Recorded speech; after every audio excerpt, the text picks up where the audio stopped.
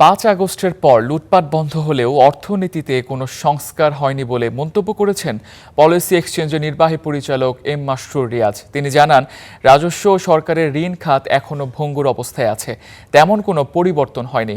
রোববার এনসিপি আয়োজিত জ্বালানি অর্থনীতি সংস্কার ও গণভোট বিষয়ক জাতীয় কনভেনশনে এসব কথা বলেন তিনি। ব্যাংক খাতে বিগত 17 বছরে যে লুটপাট হয়েছে, নতুন ব্যাংক রেজুলেশন আইনে পরিবর্তন এনে বর্তমান সংস্কার আবার সেই সুযোগ করে দিচ্ছে বলে মন্তব্য করেন আলোচনার বক্তারা। বর্তমানে বিদেশি ঋণ ও রাজস্ব আদায়ে যে অবস্থা, এতে আগামীতে সরকারের ঋণের টাকা দিতে বড় ধাক্কা আসবে। তাই রাজস্ব আদায়ে এখন যে নড়বড়ে অবস্থা, তা থেকে উত্তরণে সরকারকে ব্যবস্থা গ্রহণ করার পরামর্শ দেন আলোচনার বক্তারা।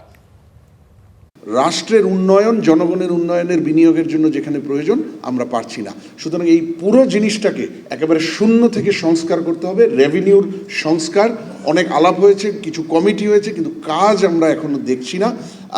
আওয়ামী লীগের সময় তো হয়ই নাই, আনফর্চুনেটলি ইন্টারিম গভর্নমেন্টের সময় হয়নি।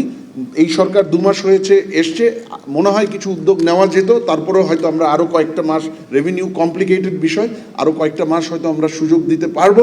কিন্তু আগামী 2-3 মাসের মধ্যে যদি রেভিনিউ রিফর্ম শুরু না হয়, তাহলে এই সুযোগটাও আমরা হারাতে যাচ্ছি।